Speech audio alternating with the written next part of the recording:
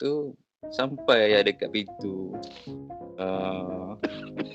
awal tu yang batu dia awal tengah ni climax. Ush, Tahu dah. ni belum puasa. Tu bila sampai muka pintu rumah awal tu, mak kamu tegur. Apa minum air kotak tu kata.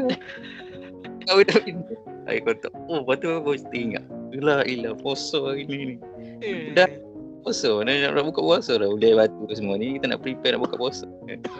Yo.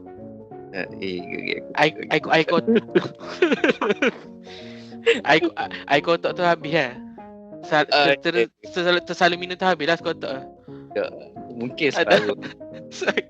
Mengganggu kau. Kita kan lagi macam peting batuk tu lagi betul.